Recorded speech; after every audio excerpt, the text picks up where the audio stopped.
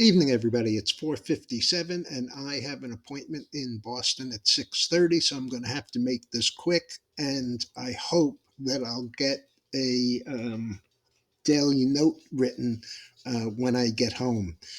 But this is going to be an abbreviated version, and the main reason for that is because all of the futures markets don't really close out for another 20 minutes. So I won't have settlement prices, but you'll certainly have a good idea. As you can see, grains down, energy down, metals down, meats down, cotton, coffee, sugar down, all of the indexes down, with the exception of the VIX, of course. Um, Bitcoin down, the dollar slightly higher. Um, and bonds down about a half a point. That really kind of tells the story because after the better than expected retail sales, the better than expected import and export prices, and the demolished Empire State Index, which was down 19 versus an expectation of down 1, rates rose to their highest levels since the October highs from last year. They did settle back down, but in point of fact, they were substantially higher during the day. So, the biggest news, of course, was growth concerns out of China.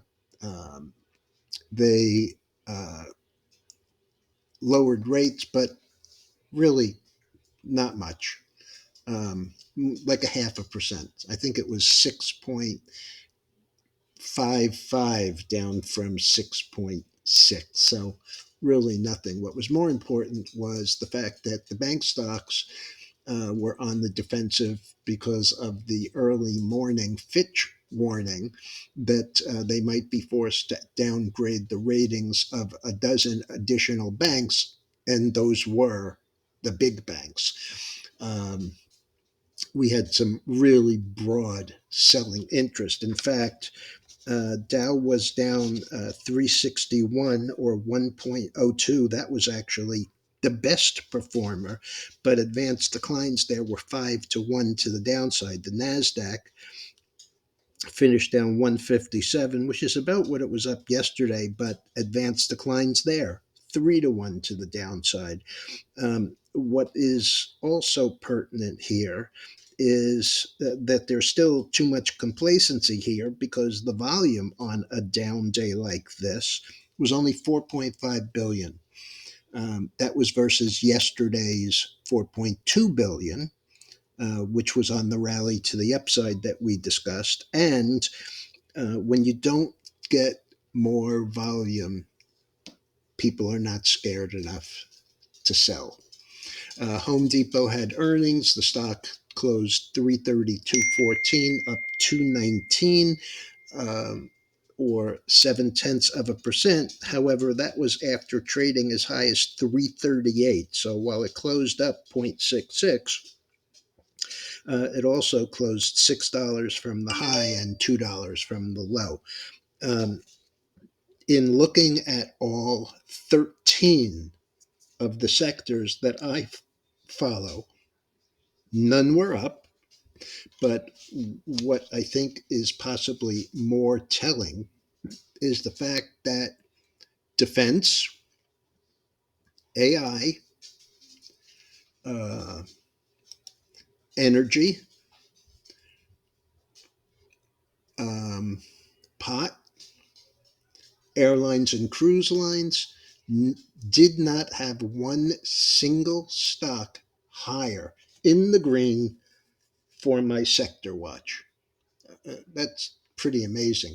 Um, Food supply chain, which is usually a good defensive area, of the 15 stocks that I follow, one of them, Cal-Maine, was higher by a little over a half a percent, and all the others were down.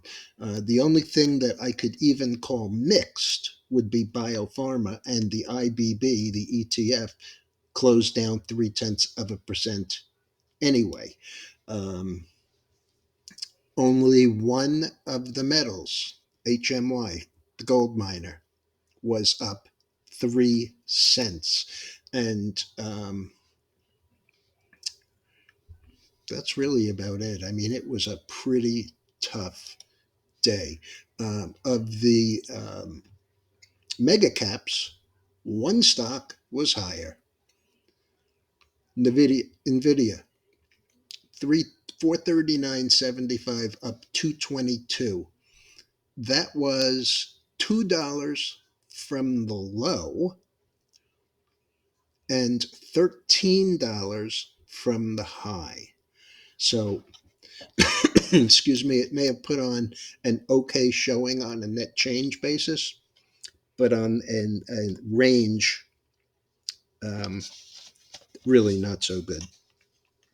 One other one that I mentioned this morning as a huge destruction of equity was DCTH. That's Delcath Systems. It's a healthcare and medical devices. I told you that they got an approval from the FDA. Now, this morning, I said that because of the reverses, that the stock had an imputed high of 167,900. One of my subscribers, an ex Merrill Asset Manager, um, called me after he heard the this morning's video and said, "That's not right. How far back does your chart go?" And I told him it only goes back till 2017 with that imputed high of 167,000 and change. His went all the way back to 2010. And the imputed high on all of the reverses, there were evidently a couple more, the actual imputed price based on the reverse splits, and this is a record. This one is the number one on my Walk of Shame equity destruction list. You're not going to believe it when I tell you.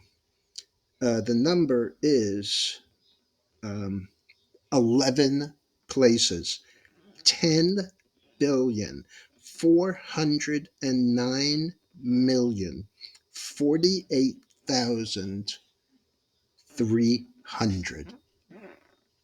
And it was, up 83 cents today. Pardon me, 83% today, $2.50, all the way back to $5.67. So I'm guessing we still have a way to go before anybody has to cover a short. That's about it, folks. Just go through the list here so that you know. S&P down 51.86. That was 1.16. The Russell down 24.74 or 1.29. The biggest loser was the transports down 286.41 or 1.76%.